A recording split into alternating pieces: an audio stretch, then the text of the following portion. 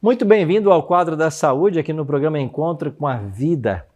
Jesus deseja que todos nós tenhamos boa saúde, porque saúde na sua essência é religião. Nosso corpo é o templo do Espírito Santo e precisamos cuidar bem dele. Para nos ajudar nisso, essa semana estamos recebendo a doutora Simone Almeida. Tudo bem, Simone? Tudo bem.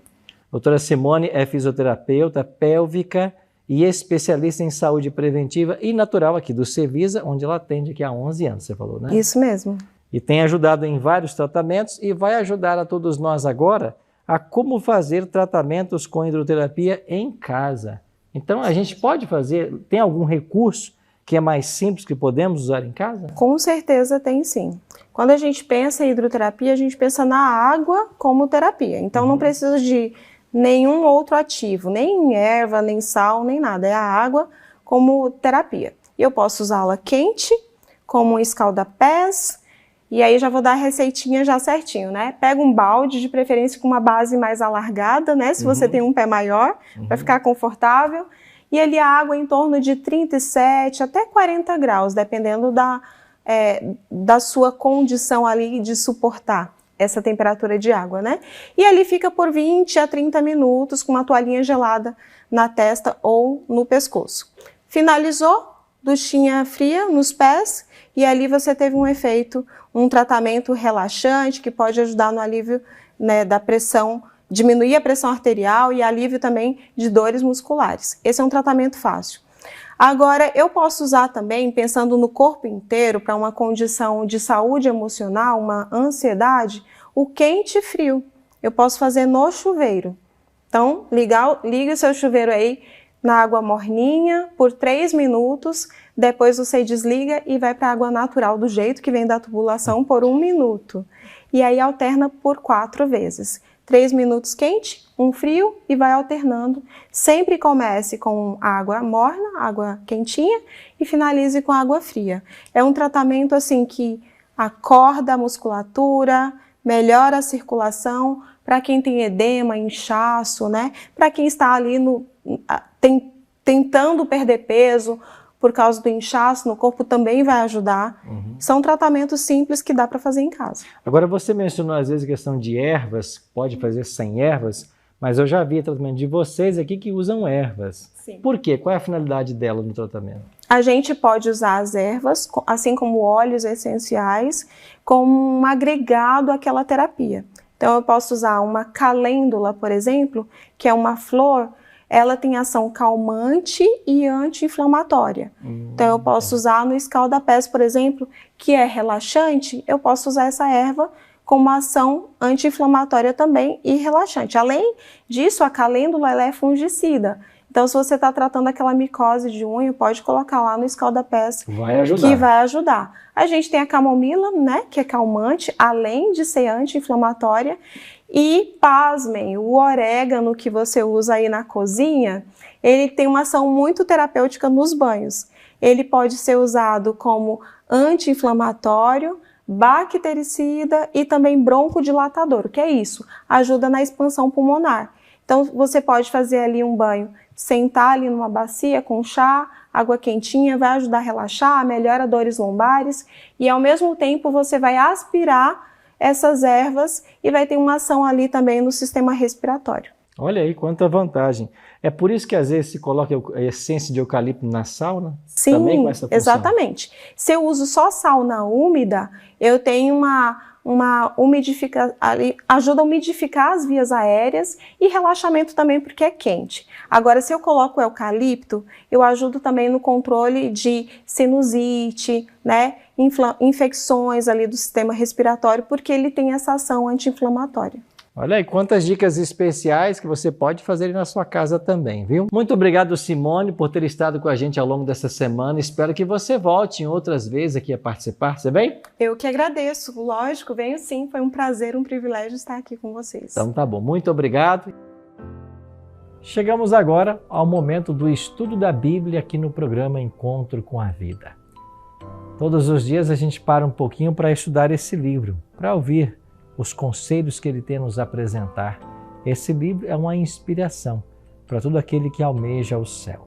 Através desse livro, nós temos um GPS, nós temos um guia que nos conduz à vida eterna. E é por isso que a gente gosta de abrir esse livro e estudar junto com você. Queria convidar você para nós orarmos, pedindo a bênção de Deus para o estudo que nós teremos agora. Se você puder, feche seus olhos e ora comigo. Nosso Pai de amor, Tua palavra está aberta diante de nós. Queremos estudá-la mais uma vez. Queremos ouvir a Tua voz através dessas letras. Por isso, Pai, que o Teu Espírito Santo nos dirija e nos faça entender a Tua vontade para cada um de nós. Oramos em nome de Jesus. Amém. Muito obrigado por ter orado comigo. Hoje eu quero convidar você para estudarmos uns versos no primeiro capítulo de Daniel. Daniel é um livro extraordinário da Bíblia e o primeiro capítulo fala de um contexto muito singular do povo de Deus. Quando falamos em povo de Deus no Antigo Testamento, estamos falando do povo de Israel. Você vai se lembrar que a aliança de Deus começou com Abraão, né? Abraão, pai de Isaac, Isaac, pai de Jacó. Jacó teve o seu nome mudado para Israel, foi pai de 12 filhos, as 12 tribos de Israel. Essas tribos foram parar no Egito, depois que José foi vendido por seus irmãos. Lá eles viveram muito tempo na terra de Gósen, uma terra próspera, e finalmente, quando os egípcios viram o número dos israelitas, eles se amedrontaram.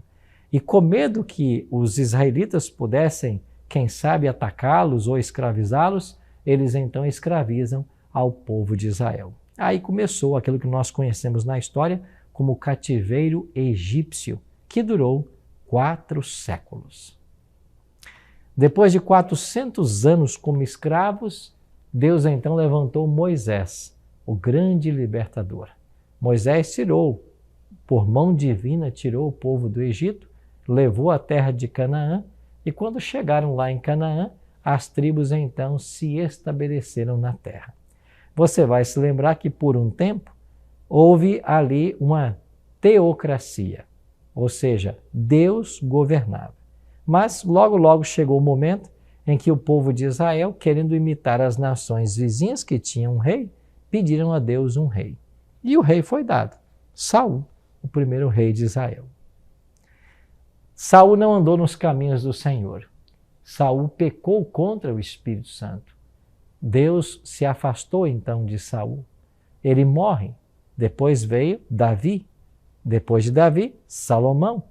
E você vai se lembrar que foi apenas durante esses 3 reinados, Saul, Davi e Salomão, que o povo de Deus esteve unido em 12 tribos. Quando morre Salomão, nós temos agora 2 sucessores ao trono, Roboão e Jeroboão, o filho legítimo e o impostor.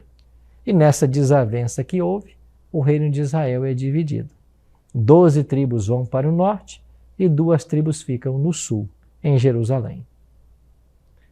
Estas 10 tribos que foram para o norte fincaram sua capital em Samaria. E elas foram destruídas no ano 722 a.C. pelo Império Assírio. Agora sobraram do povo de Deus do Antigo Testamento 2 tribos, Judá e Benjamim, que estavam em Jerusalém. Mas por causa do pecado da idolatria, estas tribos também iriam parar em cativeiro. Então, através do profeta Jeremias, Isaías, Deus avisou muitos anos antes de que se eles não abandonassem o pecado, eles seriam levados para cativeiro. Eles não abandonaram. A história do povo de Israel é uma história de altos e baixos. E finalmente chegou o momento em que essas 2 tribos também seriam escravizadas. Escravizadas por Babilônia. E o capítulo 1 de Daniel é o capítulo que traz para nós o momento do cativeiro, quando ele começa. Acompanha comigo então a leitura de Daniel capítulo 1, a partir do verso 1. No ano 3º do reinado de Jeoaquim, rei de Judá, veio Nabucodonosor, rei da Babilônia, a Jerusalém e a sitiou. E o Senhor lhe entregou nas mãos a Jeoaquim, rei de Judá, e alguns dos utensílios da casa de Deus. A esses levou-os para a terra de Sinar, para a casa do seu Deus, e os pôs na casa do tesouro do seu Deus. Os primeiros 2 versos de Daniel informam justamente o contexto do cativeiro babilônico. Nabucodonosor chegou ao trono e vai invadir a cidade de Jerusalém.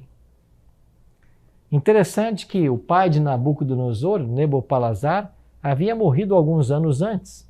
E quando Nabucodonosor sobe ao trono, ele agora invade Jerusalém. De fato, a história mostra que foram 3 as invasões de Babilônia a Jerusalém. A primeira invasão se deu no ano 605, a segunda invasão em 597 e a terceira invasão em 586. Nesta primeira invasão, é quando Daniel e seus amigos são levados cativos para a Babilônia. Os príncipes judeus foram levados cativos para a Babilônia. Na terceira invasão, que se deu no ano 586, é quando o santuário, construído por Salomão, foi então destruído e ficou em ruínas durante todo o período que durou o cativeiro babilônico, que foi de 70 anos. Mas o que chama a nossa atenção nesses primeiros versos é quando a Bíblia diz no verso 2 que o Senhor entregou nas mãos a Jeoaquim, rei de Judá, e alguns dos utensílios da casa de Deus. O Senhor entregou o seu povo nas mãos do rei da Babilônia. Não é fácil entender essa história, mas quando voltamos lá atrás, a gente percebe como Deus estava dirigindo a história de seu povo. Houve um momento em que Israel tentou aliar-se ao Egito, e então Deus diz que eles não deveriam se aliar ao Egito, mas que eles deveriam se submeter ao poder de Babilônia. Ou seja, Babilônia os escravizaria, mas de alguma forma eles seriam protegidos. Ao mesmo tempo que Babilônia escraviza o povo de Deus, lá em Babilônia os judeus acabam prosperando. Fato disto é que quando Ciro assina o decreto autorizando o povo a voltar para Jerusalém, eles não quiseram, porque eles haviam prosperado em Babilônia. Então essa questão de o Senhor entregar nas mãos a Jeoaquim, rei de Judá, mostra que Deus, mesmo em situações difíceis, estava dirigindo a história de seu povo. E iria usar o rei da Babilônia, a quem ele chama de meu servo, para cumprir finalmente os seus planos, os seus propósitos. Isso nos ensina que às vezes em nossa vida nós não entendemos certas coisas que Deus faz. Às vezes o agir de Deus parece estranho para nós, mas não se engane. De todas as maneiras, Deus está trabalhando para colocar eu e você no céu, na eternidade.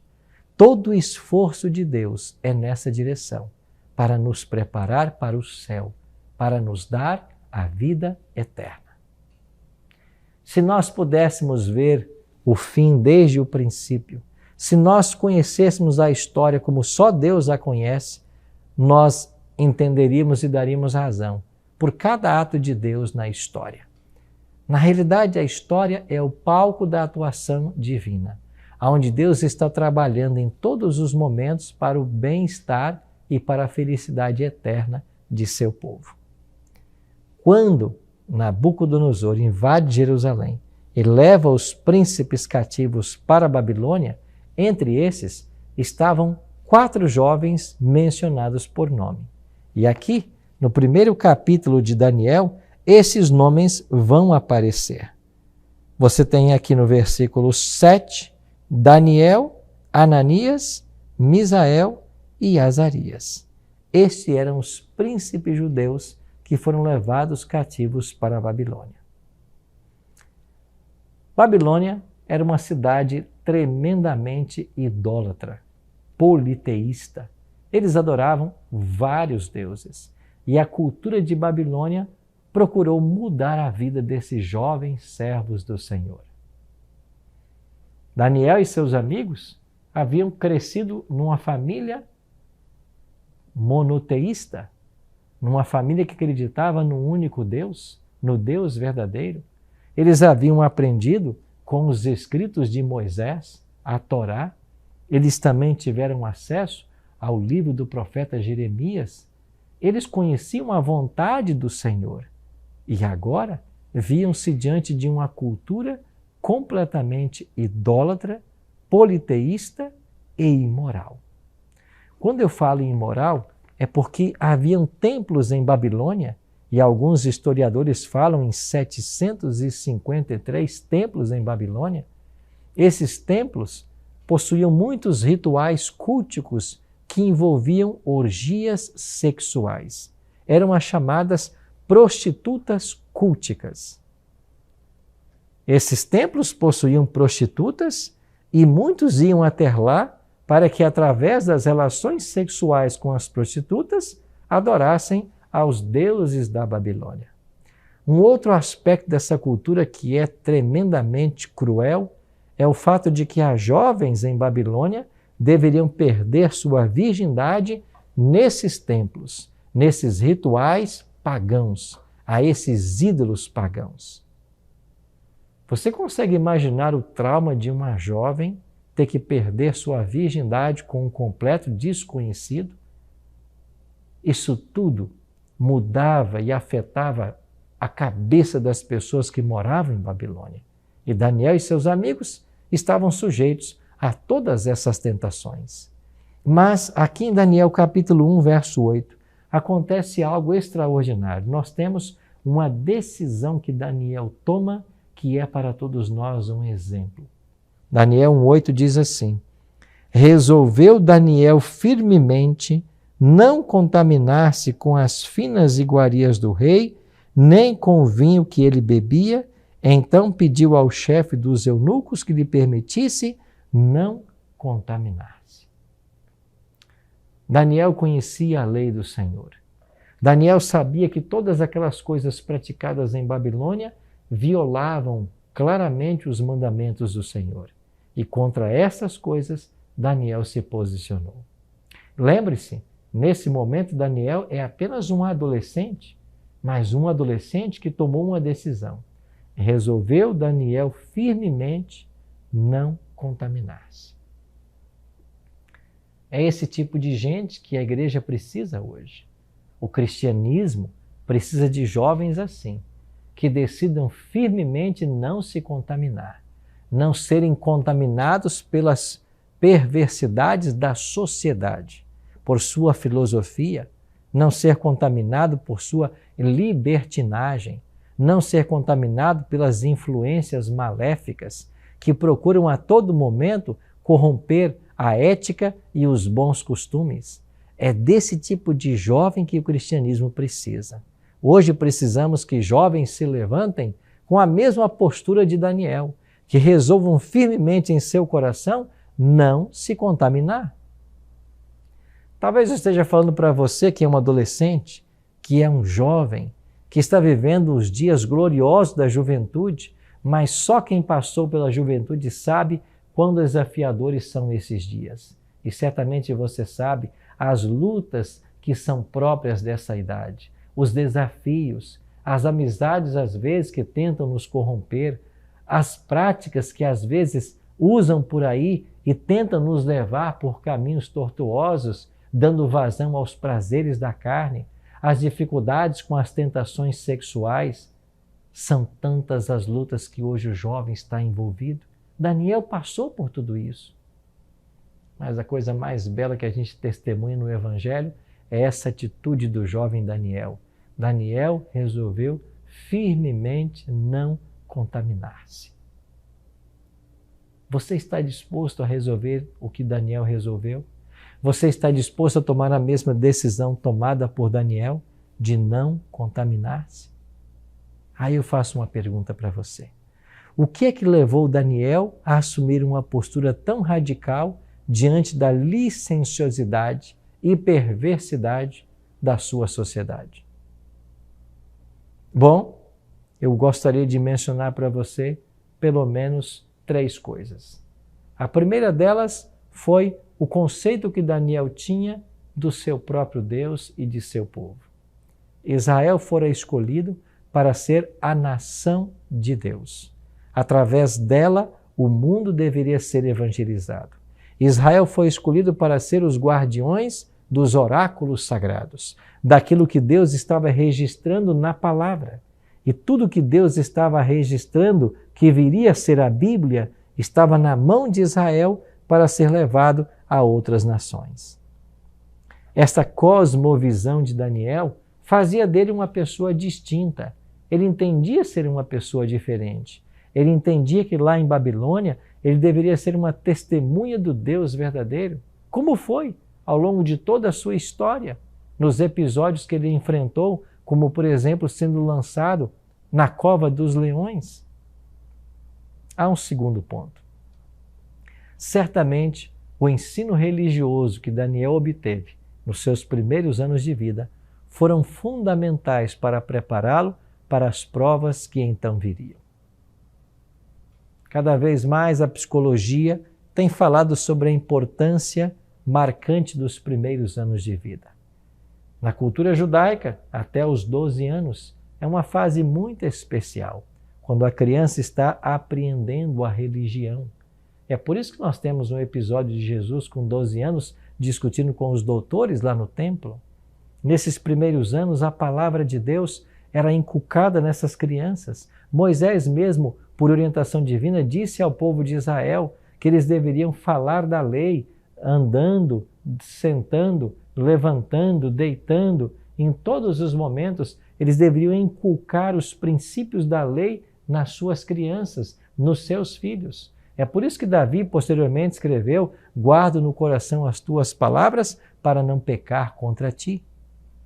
Certamente o contato que Daniel teve com os escritos sagrados, a Torá de Moisés e outros profetas fizeram uma diferença na sua história. Foram formando princípios, valores que o preservaram das tentações e lutas que ele enfrentaria em Babilônia.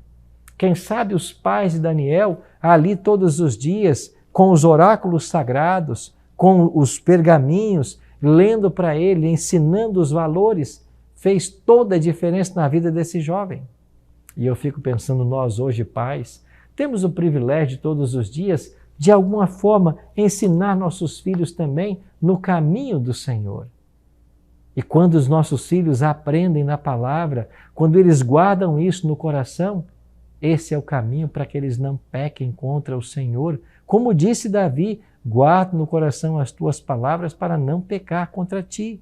O melhor antídoto contra o pecado é guardar no coração a palavra. Sabe o que significa guardar no coração a palavra?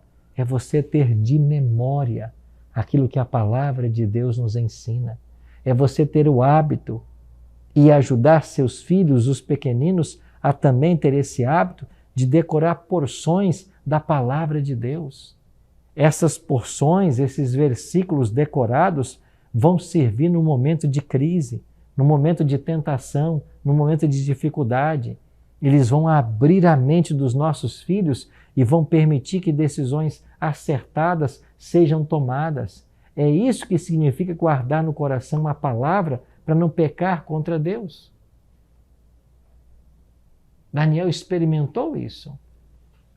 Então, além desse conceito, dessa cosmovisão que Daniel tinha, de que ele pertencia a um povo peculiar, com uma missão toda especial, Daniel apreendeu isso dos primeiros anos, do contato com a palavra, da vivência em família, da religião verdadeira.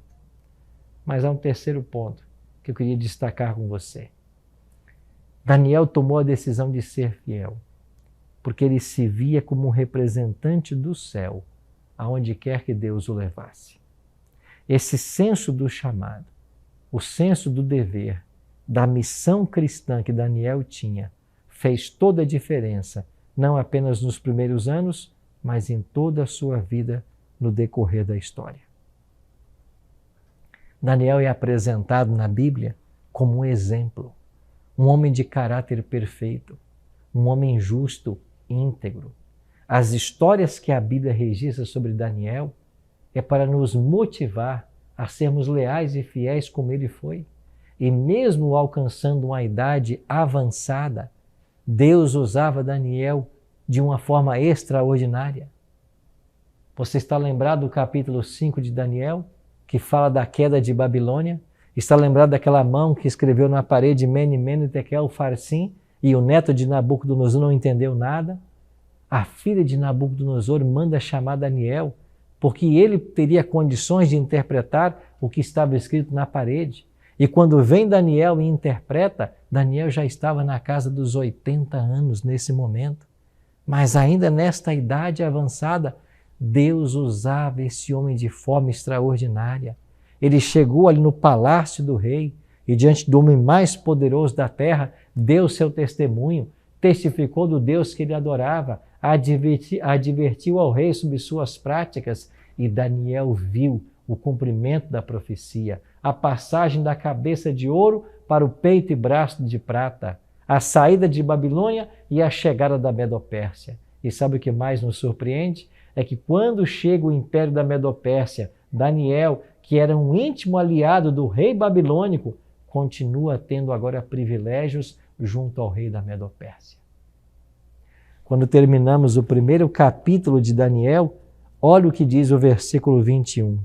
Daniel continuou até o primeiro ano de Ciro. Quem é Ciro?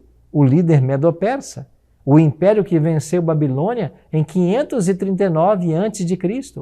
Ou seja, não importa o poder que está agora, não importa a nação que está no poder, o servo de Deus Daniel continua sendo um homem de confiança, continua sendo um homem em que se pode acreditar, e ele continua até o primeiro ano de Ciro. Ou seja, desde a sua chegada em Babilônia até a sua morte, ele sempre esteve junto aos grandes homens, aos grandes impérios, como uma testemunha do Senhor em todos os momentos. Ele esteve com Nabucodonosor, esteve com seus descendentes, esteve agora com Dario, esteve com Ciro, porque as pessoas entendiam que Daniel era um servo do Senhor. Como disse Nabucodonosor em alguns momentos, Daniel, cujo Espírito de Deus habita, cujo homem, ou homem em cujo Espírito de Deus habita, o Espírito dos deuses santos. Sim, Daniel era um homem repleto do Espírito Santo. E Deus usou esse homem de forma extraordinária, como uma testemunha para a conversão de Nabucodonosor, o homem mais poderoso do planeta naquele momento. O último capítulo da história de Nabucodonosor é um capítulo de entrega, de rendição, de reconhecimento ao Deus verdadeiro. Esse é o último relato que nós temos dele. Querido amigo, querida amiga, que exemplo para todos nós hoje. Diante dos desafios da modernidade, da vida líquida que nós estamos enfrentando, da correria do dia a dia, que exemplo tremendo nós temos em Daniel. Eu espero sinceramente que eu e você hoje tomemos a mesma decisão que Daniel tomou lá na sua adolescência. Resolvamos firmemente não nos contaminarmos. O mundo está aí, tentando lançar seus tentáculos sobre todos os cristãos, tentando levá-los ao pecado, os afastar de Deus. Mas apenas uma atitude positiva, apenas uma atitude firme e leal aos princípios do Senhor é o que vai nos manter na posição que Deus deseja. Querido amigo, querida amiga, eu não sei quais são os seus desafios hoje. Eu não sei quais dificuldades que você está enfrentando na sua carreira cristã, na sua jornada espiritual. Mas eu sei de uma coisa. 2.600 anos se passaram da história que estudamos hoje, mas o Deus de Daniel continua sendo o mesmo. E o mesmo zelo e cuidado que Deus teve para com o seu servo no passado, Ele tem para comigo e para com você. Se estamos num momento de prova, se estamos vendo coisas que não entendemos, se parece que o mal prospera, se parece que Deus entregou nas mãos do inimigo o seu povo, não se preocupe. O Senhor tem todo o controle da história. e no tempo certo nós iremos entender todas as coisas. Hoje, faça como Daniel, resolva firmemente não contaminar-se e Ele vai ajudar você em cada momento. Me permita orar com você? Orar com você para que Deus te ajude e te fortaleça diante das provas que você está enfrentando? Ora comigo. Nosso Pai Celeste, obrigado pelo exemplo que nós temos na Bíblia do jovem Daniel.